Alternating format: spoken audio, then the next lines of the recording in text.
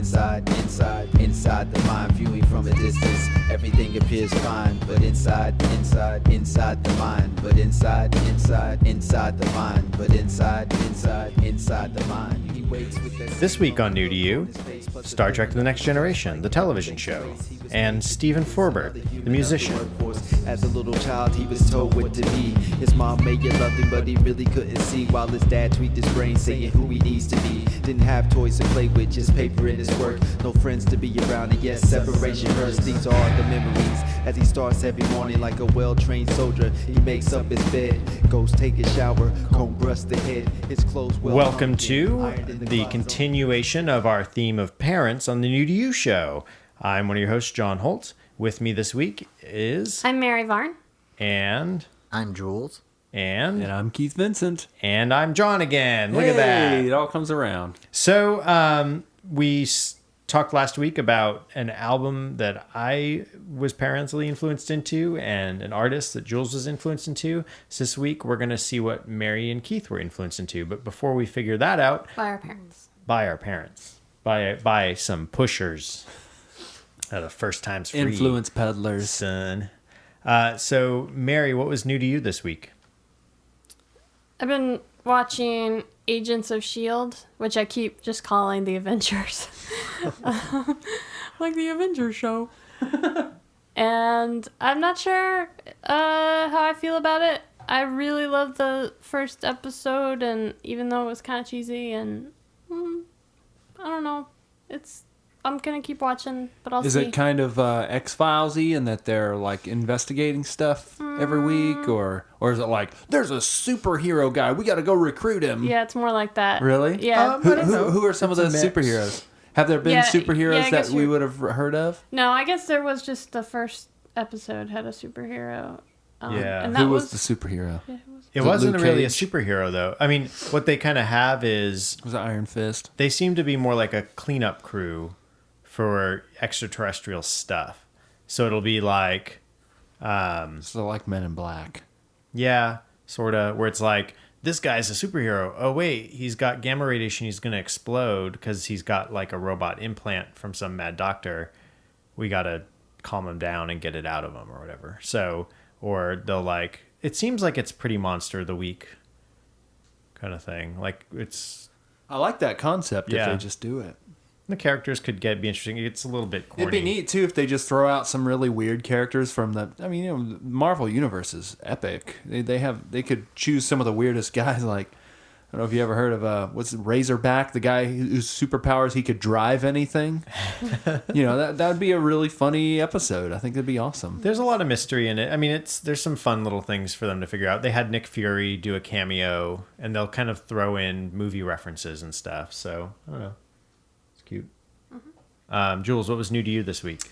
New to me this week was I went to the New York Philharmonic Orchestra to see an ensemble. So it was actually 3 different ensembles, or I guess, I don't know, it's kind of like chamber music, I guess. So it was not it's part of the Philharmonic Orchestra, and you just see like 3 or 4 musicians in a more intimate setting. It's a smaller room, and we were just like 3 rows away. So you really get to see the musicians and like up close and all that. And it was... what were the instruments? There were only 3 or 4 people? Was it like a string quartet? Or? There were 3 different groups or ensembles or whatever. Yeah, I think one was a quartet. So one was a flutist and... a flautist. Sorry. And a violinist and... the big one, a cellist, and so I don't know. There was a bunch of different stuff, and we heard a bunch of different music, and it was cool. That's great. All right. Do you see much live classical music? I'm seeing more and more. I mean, Zoe, my girlfriend, is definitely more into it than me. I mean, she also knows more about it. She studied flute, and so she's kind of sharing that interest with me, and that's it's cool.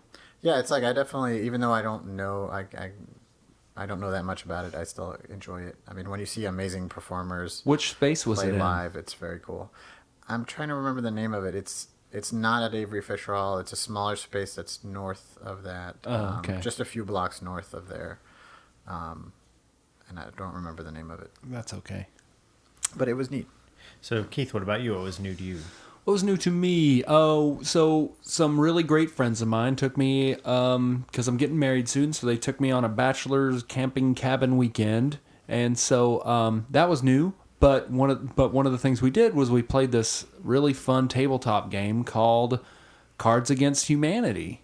I had never played that, but man, that is a really fun game. I can't believe you had never played it. I feel like we failed you, but we made up for it.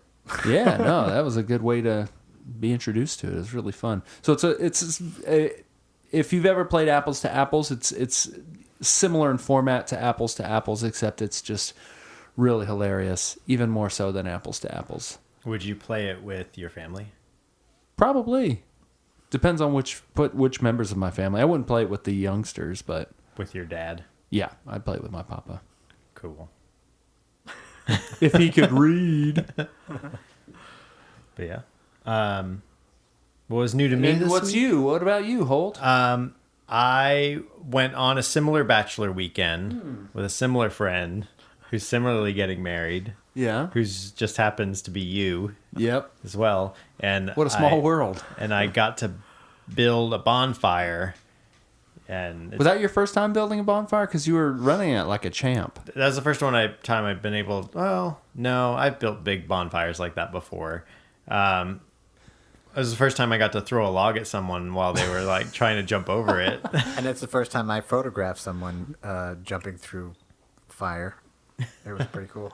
But the so we were on this property that had just tons of old dead wood from I'm sure it was an ice storm that just broke off a lot of the trees, and so the guy who owned the place was like, you guys can build as big a fire as you want, just gather the wood from around here, and there was plenty. So we just spent like 2.5 hours gathering this wood, and John painstakingly arranged it. Built it into a teepee. Yeah, and it That's was like a probably good- for vertical 8 height, feet for high, burning. I think, at Yeah, least, just the wood.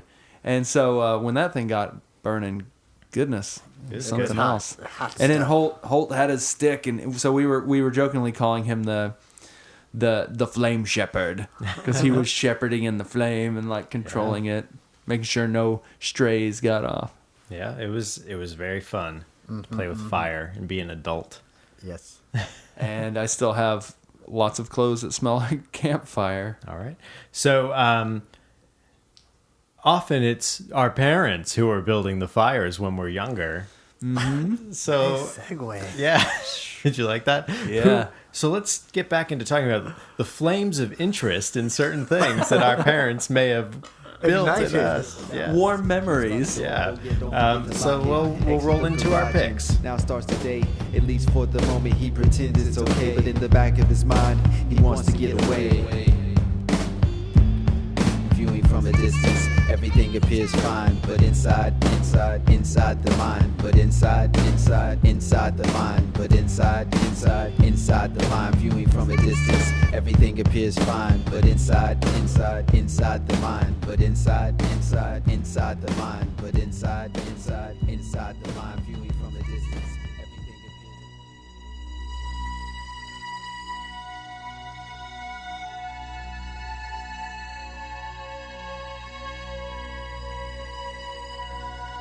Space. The final frontier. So my pick is Star Trek: The Next Generation, which doesn't really need an introduction. You know what it is. Cue music. No, that's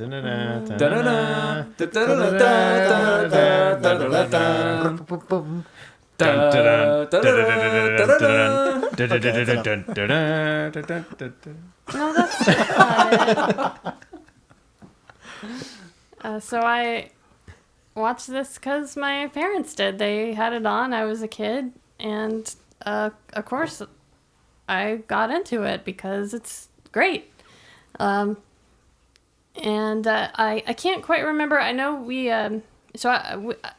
my dad was in the Air Force, and we moved to Germany in the late 80s, like 88, 89, I want to say.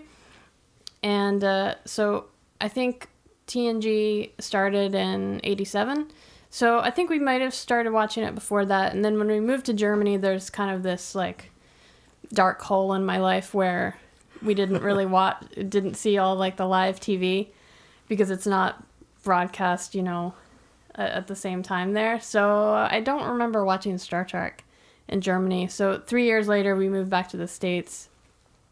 And that's where I really remember watching it. And that's when I got into junior high and high school. And I think it might have been off the air by the time I was in high school, but the reruns were on all the time, so I would watch those. And my best friend, Jennifer, her parents had also been into it, so I would watch it with her.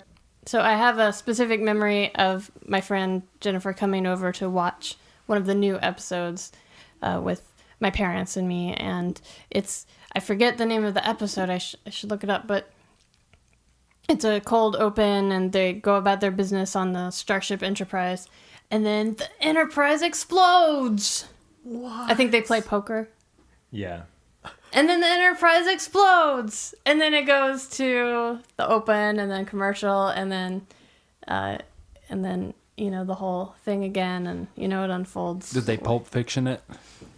No, Where they no. go back in time. No, they don't. It's like a loop thing. Oh, yeah. It keeps exploding right Until before it every doesn't. commercial break. But I just remember, like That my was friend a and I good- looking at each other. It's like "Oh!" Groundhog's Day. Yeah, it was a good episode. Yeah, and Data had we're all like, just like, oh no. dreams and stuff. Is that the one? Data is the key to it. Well, I don't know what you mean about dreams, but I thought I remember like he was having weird dreams that were cluing them in to what was going on. maybe. Where like there's a telephone in his body. No, Okay.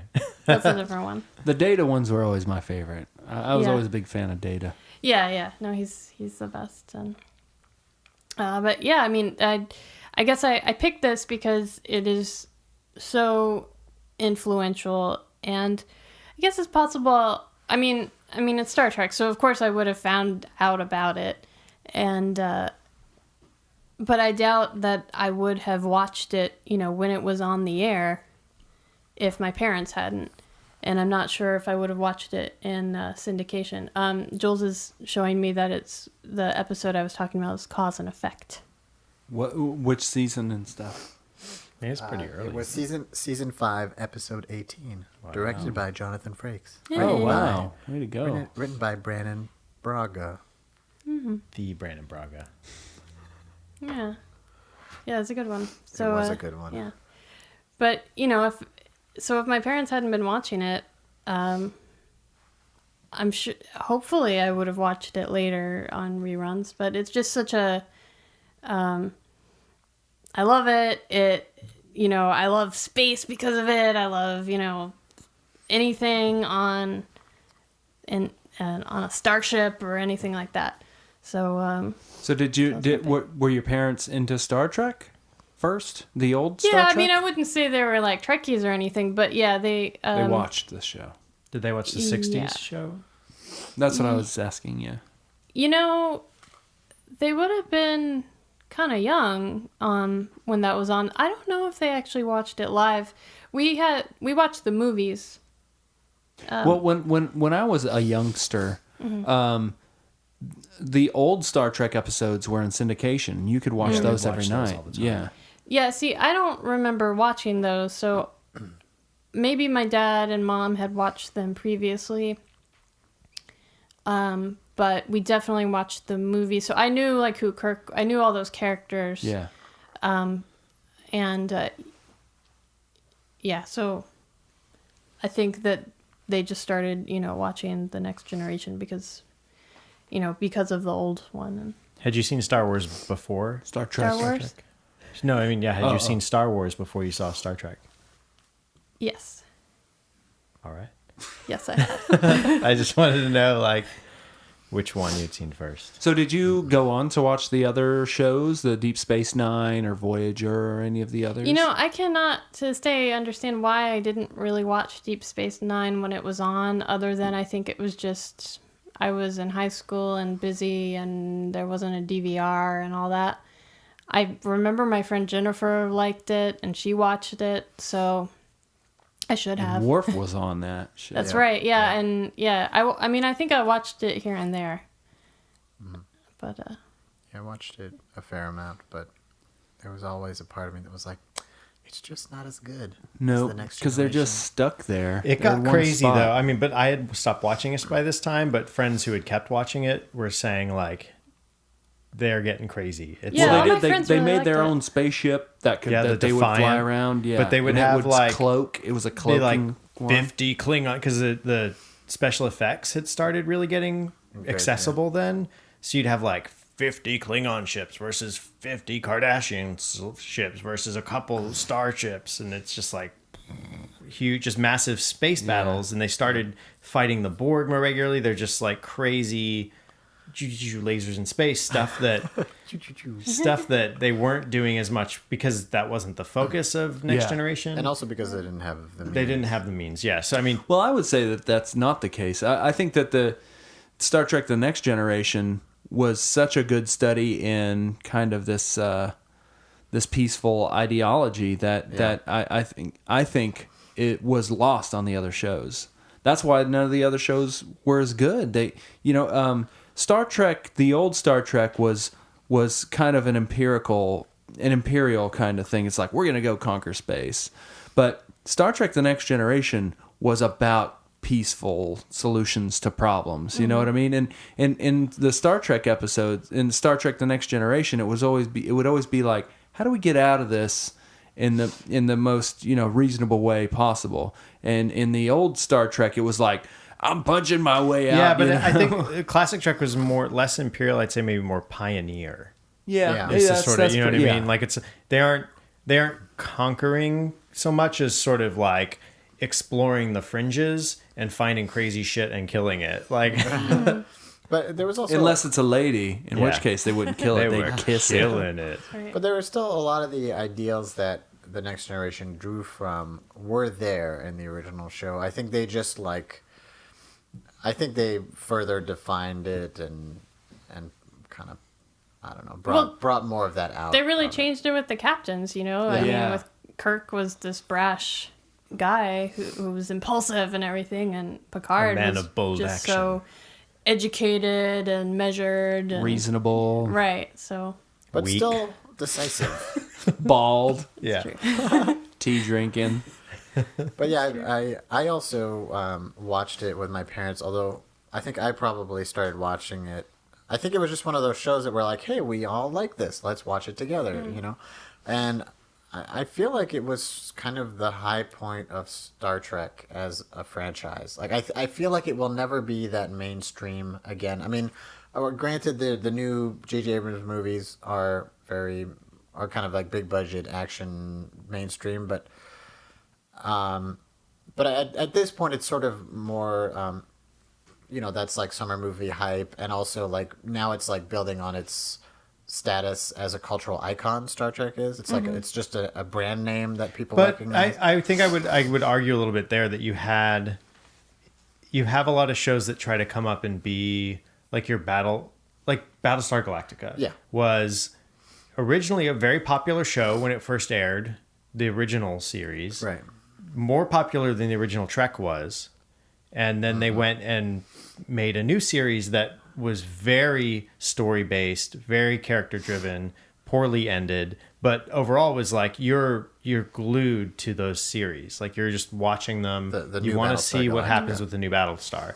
And it didn't invalidate the previous one. It was Right. it was like that was that storytelling, that was that sort of thing. There's no reason why someone couldn't take the franchise now. It's solid. There's a lot of backstory and make something in it with a more modern sensibility. Battlestar Galactica No, one? of Star Trek. Like you could make like if you weren't could do it again, if you is what weren't I'm trying to follow the formula, you could make a new Star Trek that is more modern and tells the kind of stories that we want to hear and or does something that isn't happening right now, which is tell science fiction morality stories and these sort of problematic situations in a very intense and interesting and visually exciting way.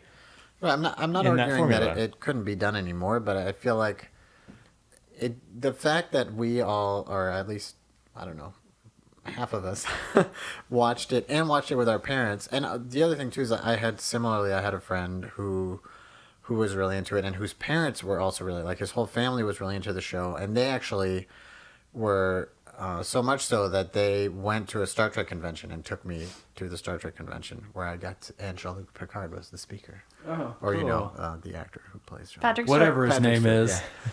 yeah. And so I mean, the fact that it was able to get that, and it was on a Families were watching it together. Yeah, Right. I mean, I I think watched that's it a with big my deal. family. Yeah, and I was looking it up on Wikipedia. It had really high ratings. Yeah. I didn't realize Yeah, that. it was a it big was show. nominated for Popular. Emmys. It was a big show, and I don't know, but I guess you're right. Battlestar Galactica did something similar, although it was not as family friendly. I don't know. if And that people would be certainly wouldn't watching- have had the ratings that Star Right. Trek had. It's a cable show, and Yeah, I mean, part of that is just because media is getting more. No, was Star Trek diluted. was Star Trek that was on UPN? Fox. It was on Fox. The original Star Trek was on Fox. I'm pretty No, sure. Not No, because classic that was- Trek. I mean Next Generation. Was that on? Yeah, I think that was on Fox. That's what I meant. The Next Generation. But I was feel on Fox. if it was on Fox, I think it eventually at some point it was on CBS or something like that. I think it moved to a major network at some point. I don't know about that. Let's check No? it. But I'm pretty sure it was it's on Fox. Well, the that's whole the thing because time. it's Paramount. So or Paramount or whatever. what does it mean on Wikipedia? It just says the channel was first run syndication. Oh, that means that it was just whoever bought it, whatever market it was in. Like Oprah was that way for a long time, and So could both NBC and CBS have bought it and aired it at the same time? mm-hmm. Oh wow. Yeah, I feel like it jumped networks at some point because they might have just gone at the highest bidder. And well, I it feel just like depends on the started- market. Yeah. Yeah, I See, feel like because I it's- remember this was when Fox was still a UHF channel, and you had like Well, you had 87, whatever they was were- UPN before it was UPN. There were like Well, I remember when UPN came out, the Enterprise show was its big thing. The show, The Enterprise. see because I think it was like TV 38 up in Massachusetts was a UHF channel. I think it was on one of those. It was that point where things hadn't gone quite all the way cable, but the networks were starting to lose their toehold, and so the UHF channels like Fox were becoming more prevalent and showing more content. But I definitely remember watching the show with my folks. What about you, Keith? How'd you get into? Well, I or did you watched get tons into? of it, but never with my family didn't care. My dad loved the old Star Trek show, but I always didn't like the old Star Trek show. And maybe now that I'm older, I might appreciate them, but it didn't make sense to me. I wanted to see a show about space, and these guys were like going to some planet, and everyone was cowboys Right. and stuff. That always weirded me out. It's just like I thought this was a space show, and now everyone's a gangster. It just I mean, now I understand, but as a kid, that was really off-putting. And in the few episodes that they did weird stuff like that on The Next Generation, it was always they had A and B plots. Right. A lot of times, and so you always had a B plot that reminded you, oh, well, he thinks he's Sherlock Holmes, but really this is affecting the whole ship, and that Right. the computer took over, whatever it is. Moriarty. Yeah. But I think that this series is a 100% classic, no doubt about it. Just in the overall message of the show is just so wonderful. I think it's. I wish there were more shows like it. In fact, that's one thing that I think is sad about the reboot. The reboot of Star Trek, they went with they rebooted and they went with the old original crew, but instead of it even being as exploratory as the first, it's not even as exploratory as the original. It's even more warlike and jingoistic. The new one is all like Right. blow stuff up, and I just think that that's sad. I don't think that that's what is fun about space travel. Yeah, that's not what Star Trek at its Yeah. heart Yeah. is about. So did you watch this with your brothers at all, Keith? Or No, my Andy? brother I don't think he really cared about it, but I watched it. I used to draw all the symbols all the time. Oh, cool. You know, I had on all my folders, I had the Star Trek symbols and the different ones for this is the Academy one, and this is the one for, this is the one for the Earth planet side, and then I loved drawing the, it's like a triangle shaped thing for the Klingons. Oh, the I used like to draw bent that. triangle. Yeah. Yeah. With a circle and yeah. Yeah. So I also remember there was a collectible card game that we used to play that sort of after Magic we got into playing the next generation card game, which was pretty fun. You would each play out planets, and then you would put traps and events under the planets and other things. And so the goal was to sort of solve puzzles at each planet with your crew on your ship. Oh, that's neat. So it was fun. Not as good as Magic. No, it was definitely broken too. You could get like if you got the right ship with enough stuff, you just blow everybody up. The end. Yeah. But Mary, was there a specific, if you were going to recommend, hey, these people are going to go buy the DVDs, would there be a specific season or specific episodes or anything that you would recommend, or even specific themes like anything with Q, you know, or the things with Borg, with the you know, where would you say, hey, if you guys are new to this, check out this stuff. This is the best. I'm a little unprepared. I mean, it definitely picked up, I want to say like season 3-ish, maybe. I mean, when you go back and watch season 1, you're kind of cringing a little bit. Riker with or without a beard is the benchmark. But it ramps up pretty fast. Maybe even season 2. Probably after Tasha Yar is dead, unfortunately for Tasha Yar. I mean, she comes back in a great episode. I think it's Yesterday's Enterprise. That's one of the favorite episodes. I love any episode where she comes back because it's usually around Data. Or she would also be like play a Romulan and Yeah, stuff like that. yeah. Yeah, she Forgot had about like that. a sister or something, right? Like a genetic anomaly or something, yeah.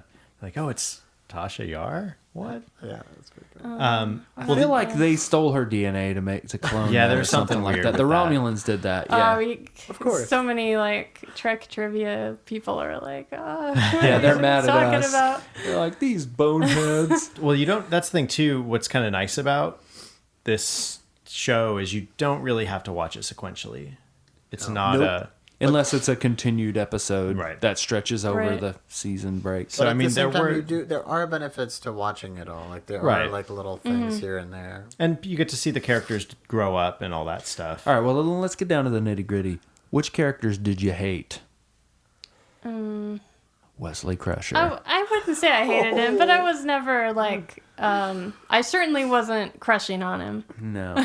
Wasn't crushing on the Crusher. I kind of didn't like Deanna Troy. Me neither. The The Betazoid, the empath. I Yeah. thought she had a lot of opportunity with her character. They could have done a lot with her, but she was just Nina kind of Sartoris? Nina? she was Marina pretty lame. Marina. Sirtis, yeah. she was just really whinging like all the time, and I just didn't her- really like her character. But I think I was just disappointed because There she were a had a couple lot of- of opportunity. There were a couple of Troy-centric episodes that were pretty good. I always just wondered, like, because it really seemed like her power shut on and off, like whenever the script needed them to. Yeah, I was and- always like, how did you end up in that situation? Can't you read people's And then minds? most of her stories were like, "Oh, my Jewish mom is here." Like it's these weird sort of like mother-in-law episodes Right. Yeah. where it's like this is just like kind of trite. Like I don't know. Like I get being annoyed at your mother, but this is. It's just like you can go on some sitcom and see the same plot line and same devices, and it just doesn't. It's not cute. It just really didn't go there for me. And I liked the Loxana Troy episodes when I was watching it, but Because yeah, her mom was more interesting than her. and she always Yeah. got with Picard, or she always tried to get with Picard and stuff. Also, Yeah. also, I think she was supposed to be like the sexy crew member, but she didn't quite do it for me. No, well, I like that they didn't try to push that much in that show. well, except with her skirt length or whatever. Well, she didn't even have a skirt after a while. She Yeah, it wore was. the pants. I think it was just the first like- But she episode did, where but she was she in did that show crazy. some cleavage It was a from bodysuit. time to time. It was like a bodysuit with Yeah. a V-neck. Oh, there's a great episode where she and Dr. Beverly Crusher are doing like space aerobics in their crazy like leotards. Future leotards. Yeah, and they're ridiculous. I mean, they're covered up because they have tights on, but it's all tight and it's Yeah, I was interesting. surprised when I went back and watched some episodes a couple of years ago. I was surprised that it was more dated than I expected. Yeah. Because Yeah. my memory, I just remembered what it was like watching it then. I was like, I thought it was really high budget and looked really good, and all this stuff. And when I went back and watched it, there was definitely I was a little disappointed. Well, I will say this: I have arguments all the time about Battlestar Galactica stuff because I'm a huge fan of the old one, and I'm a huge fan of Star Trek: The Next Generation, and I like the new Battlestar Galactica, and it was very they took a lot of chances and they tried a lot of things, but what I like about Star Trek and what I like about the really old Battlestar is that nothing was like off the shelf. That no one ever pulled up like even a brush. Even a brush would look like. Even a hairbrush would look like some space hairbrush. Right. You know what I mean? Everything was designed. And that's the thing, like the Battlestar Galactica, the remake, and everyone's like, well, they had budget constraints. Well, I'm like, you think the old But Battlestar they just cut the Galactica... corners off of everything. No. Do you remember when she was driving a Humvee on the home planet? And I was just like, a Humvee? Come on. Just put something on there. Try. Yeah, I was not a fan of the nothing can be square thing or whatever. Well, I mean, at least they were trying. But all the time they had like regular looking pistols and regular looking flashlights Yeah, because the and thing is, stuff. the square thing, it's just impossible to like make that happen across the board. So just, Yeah. Also, at the same time, I mean, I did appreciate that. I think some things, why would you redesign something that works fine? And that's been... Because you come from a different... So, in the old Battlestar Galactica, there's an episode where they go into these pyramids, and instead of flashlights, somebody designed this awesome torch thing that is an electronic light that was on a swivel. So it kind of like a torch. If you were to bend it, it would. If you were to hold it at a slant, the flame would go at a different angle. So somebody built a real flashlight that did this, and I just love that they thought of these things. Like every little thing had its own. Was rethought, and I think that as a person who loves those kinds of crafts, I love that somebody thought those things out. But I guess the question too, though, like if you look at the classic Trek, there's probably elements of that where there are probably things, and we could even go through and be like, well, okay, that's just this is this. Like there are things that aren't all designed all the way like to the nines. Yeah, but I would say a great majority of them. Yeah. Well, they also did away with a lot. I mean, they're stripped down. They don't have combs. They just walk around with perfect hair. They don't have bathrooms. Well, the tricorder does everything. Right. It's all clean and good. So, Mary, you have a familial connection to Next Generation too. I do. Yeah, your aunt. Oh yeah, my aunt was an extra in an episode. All right. I don't remember what episode though. It's one of the ones where there's like a bunch of farmer peasant people, and they are probably endangered, so they beam them aboard the Enterprise, and they're probably breaking the Prime Directive, and because they introduced, they let people see it before they were ready to see it. And she's somewhere in the background, and she said that she met Patrick Stewart and maybe Jonathan Frakes, and they were very nice to her.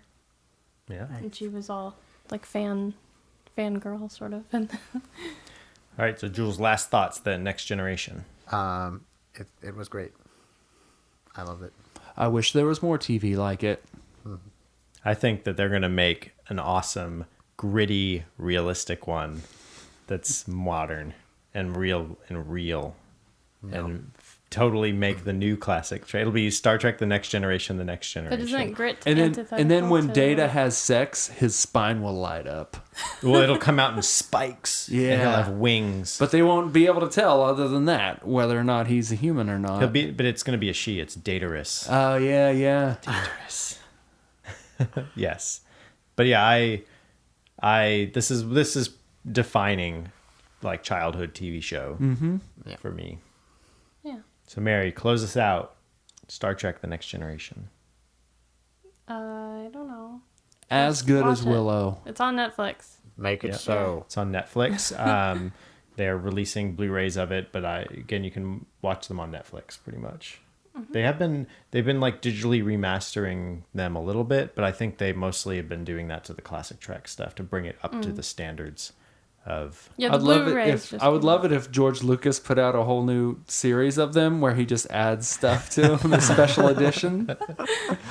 So like people walk by and now there's, normally it was just the regular deck, and now people walk by and there's just like big cow animals. So this show ran 7 seasons from 87 to 94. I thought you said it was closing us out. Well, you didn't say the dates of stuff, so now I'm that's closing what out. closing us out meant. Sorry. I didn't realize it only lasted 7 years. 7 I thought for seasons. sure it would last Well, longer because than it's that. 87. It was September 87. So that's... No, I believe you. Yeah. I just didn't know. That's still pretty decent. That's a pretty decent It's a run good for a long TV run. show. And they had a lot And they of had episodes. a ton of episodes every season. Yeah, I guess- Like I at think least 20 to 26 episodes per season. Probably the biggest challenge to keeping a show going that long is keep holding on to the cast. They're they're probably, or at least, although They were getting a lot of requests to go to conventions. for example.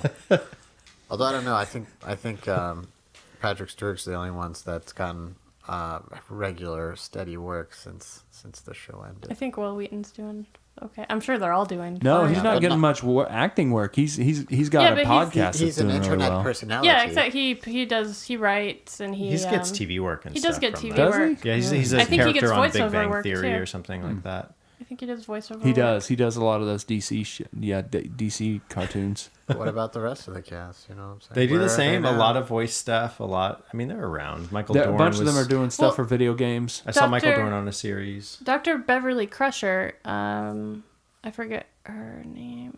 Gates McFadden. Yeah, Gates McFadden. Fadden. She was a choreographer, and she choreographed scenes in The Labyrinth, I think. Wow, cool. She was like a puppet I choreographed bet you I know dance the person. exact one. The one where they're like, "You can't take our heads. You can only take your own head." You remember that one where they dance along with the rhino? Yeah, with the horrible compositing Dance along and with the rhino. Yeah. And they take their heads off and switch Yeah. them. Yeah. Yeah, puppet and dance right now she choreography. is on Twitter, and what she does is she photographs her figure, Dr. Beverly Crusher figure, a tiny one, like in funny little positions or and things like that. Situations. Yeah, and they're kind of arty. Boldly go where no one has gone before.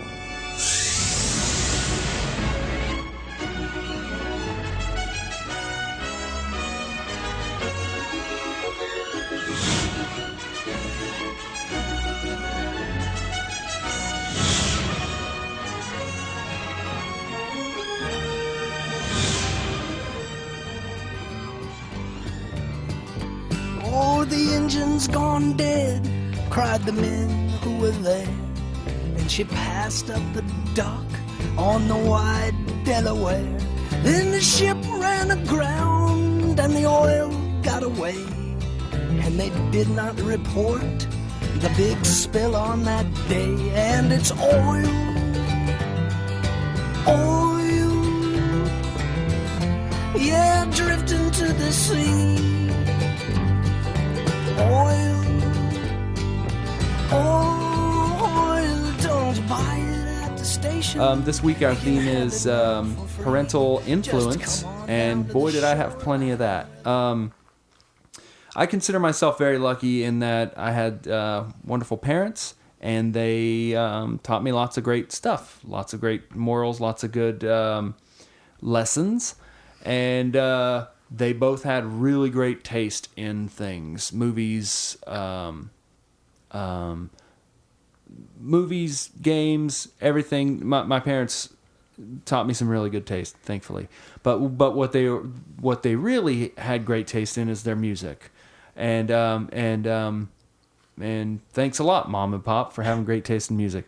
So the person I'm going to talk about tonight is a musician named Steve Forbert. And my mother used to listen to his records. She had about 3 of his albums, and we used to listen to them all the time because they were great for playing while you were cleaning or they had an awesome setup in that they could tape the vinyl onto audio tape, and you can then take that tape with you on road trips and stuff. So we were always listening to all kinds of records, but Steve Forbert is one that stuck out in my head, and actually very fondly with my brother and my older sister Donna, both very fondly remember Steve Forbert as well. Which is interesting because my mother was into lots and lots of wonderful artists, and most of them you've heard of. She's probably the biggest Bob Dylan fan you'll ever meet. She's a big fan of Tom Petty. She's a big fan of Roy Orbison. All the Traveling Wilburys, pretty much. She loves Neil Young. She loves the Grateful Dead. So there was no lack of good music to listen to. Sadly, a lot of those bands, I was just like, that's mom's music, that kind of thing. But Steve Forbert, for some reason, is a guy that you probably haven't heard of, and one who just really stuck with me throughout the years. So let me tell you a little about the guy. Steve Forbert is he's a fellow from Missouri. He broke onto the scene in the late 70s. His big hit was a song called Romeo's Tune that preceded his first record, which is called Alive on Arrival, which, what year did that come out? 78? I think 1977 or 78. So that song did gangbusters on the hit parade or whatever on the charts. But after that, he pretty much never was able to follow it up with any big hits, but his records continue to be really great. So he's a guy, he grew up in Missouri, he came to New York, and he's influenced by all the folk singers from the folk era in the 60s, really influenced by Bob Dylan, but he's really also influenced by Roy Rogers. And so he's got a totally different aesthetic as far as melodically than a lot of the folk singers. But his songs all tell stories like folk singers, and his lyrics are all very poetic and mix all that up with some awesome 70s production, and you get some just wonderful records. Probably the best way to get started on him would be to listen to his greatest hits record. I think it came out in probably '84, and it's called The Best of Steve Forbert. But I think it's got another thing called what's the song? What Kind of Guy? What Kind of Guy? Yeah, 93. 93 that came out? Yeah. Huh. Okay. Well, it's awesome. You should get it. You should listen to it. Some highlights I've always loved are Romeo's Tune. I love. He's got a song called Grand Central Station, which is about Grand Central Station and him busking in it as a young artist. Midsummer Night's Toast. Steve Forbert's Midsummer Night's Toast, I think, is amazing. What is another good one I really like? Next to You. He's just got tons and tons of great hits. His voice is very, very, very specific. In like a lot of artists, I really enjoy. You either love his voice or you hate it. And just one little clip, and you would see what I'm talking about. But in my opinion, I just love his voice. It's very distinctive, and it sounds like no one else. And he's just got great control with this really affected, forced voice. But it goes with his music. It goes with the sound. It's a little kind of it's got a little honky tonk in the back, but it feels very late 70s, early 80s with the themes and the lyrics. It's just something you'd have to hear. I guess that's about all I can say about it. It's sad that he's not as recognized as I think he should be. I don't think that, a lot of people we cover, I can always say like, well, this guy influenced everything beyond, but with him, I don't think I can really say that. He's really, and I'm not saying he's not influential, but he's just, you couldn't trace a line back to him like you could the band or like Right. some other guy. But it's just as a craftsman, he's top notch. He had some sort of dispute with his record label in the 80s and kind of went away for a little while, but he's been steadily recording for years, quietly doing his thing. He lives in Nashville now, and he came out with a Grammy nominated, maybe, I don't know if he won a Grammy, but he was nominated for a Grammy in the late 90s for a record he put out, and so he's been touring since then. He's just really great. He's got some topical songs, a lot of funny stuff, a lot of very kind of protesty-ish kind of stuff, and just very of his time. And I just really love his voice and stuff. So that's about all I can say for now. But I'm going to ask you people, what you think. What did you think, Julien Koetsch? Well, I think he has a very cool voice. I really dig it. I'm surprised that some people wouldn't like it, but yeah, I really like his voice, and I really like his songwriting. I mean, it definitely jumped out at me. And the first song, "What a Guy," the first one on the best of, which is what I listened to. I really liked. It's very.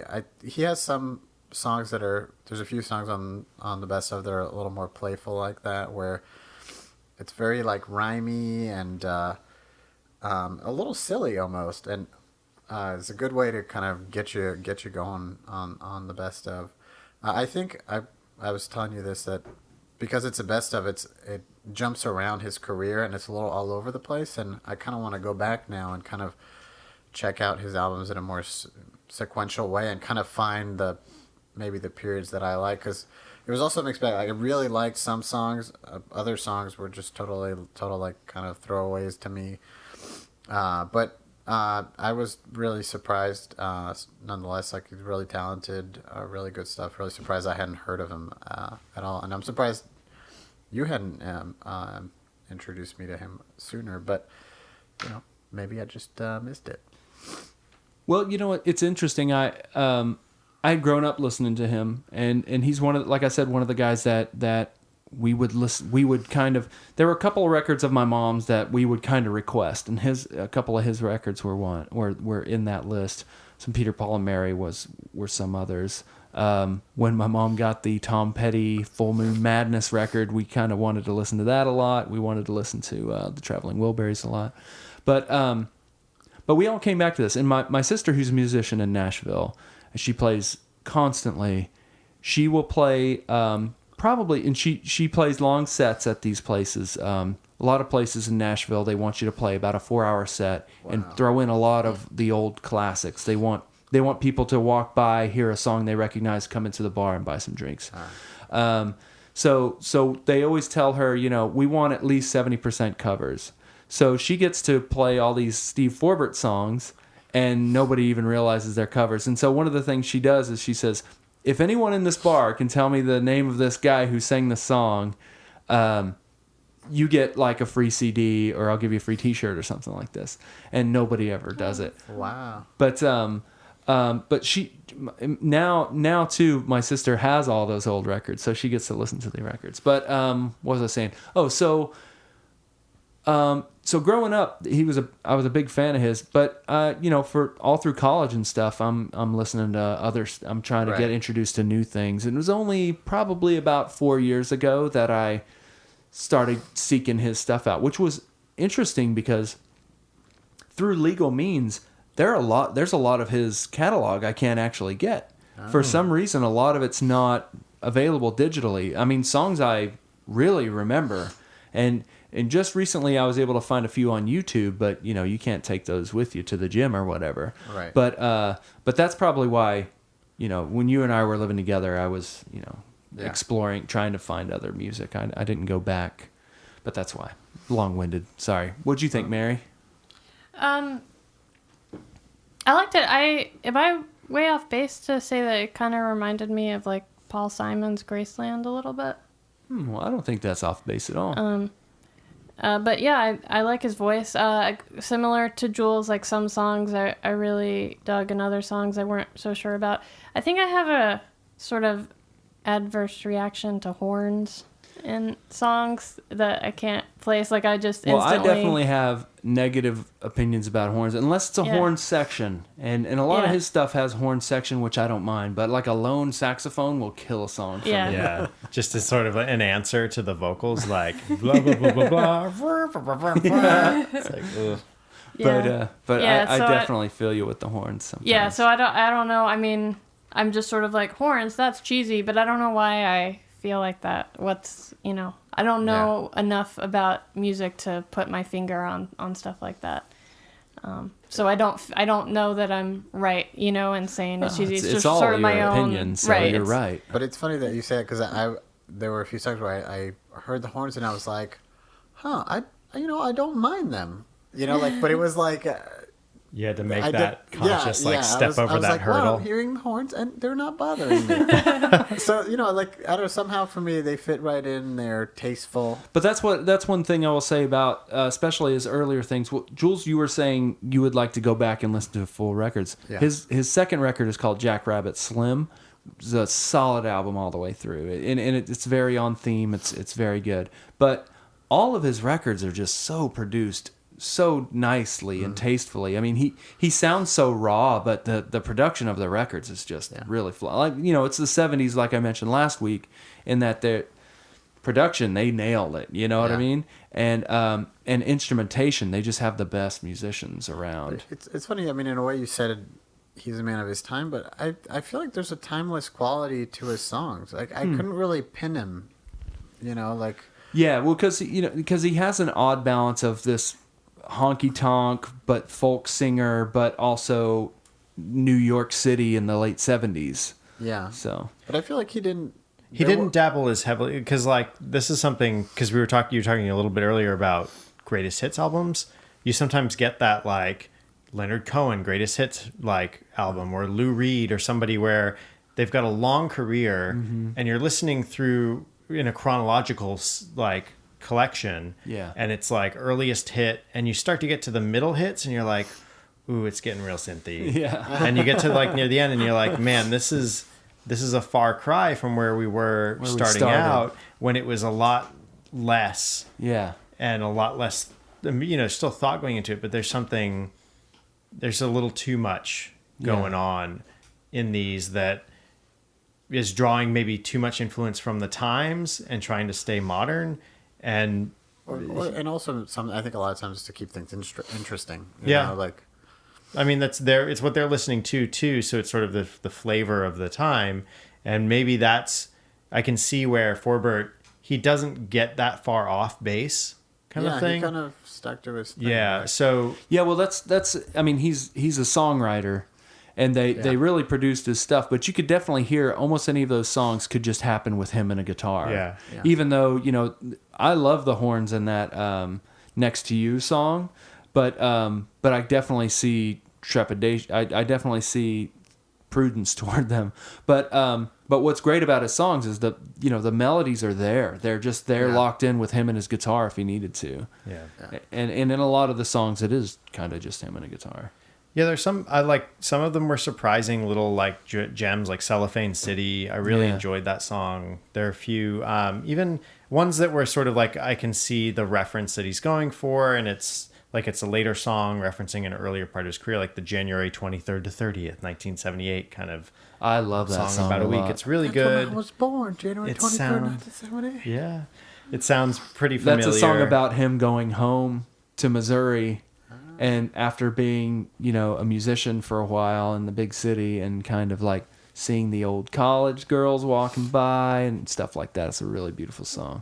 But yeah, it's something where like I can see the bones in that one a little bit, which is kind of nice, from like seeing the structure of like what his inspiration was, what he's writing it from. Like, so it's like seeing a songwriter's sort of process. Playing. And it's some reasons why I like Randy Newman. You can see the playfulness in the writing. Yeah, it reminded me of that. Like some of his songs definitely reminded me of that.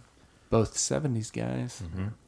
And also both very like political satirists and sort of topical writers. So a couple of things I would say going out is, not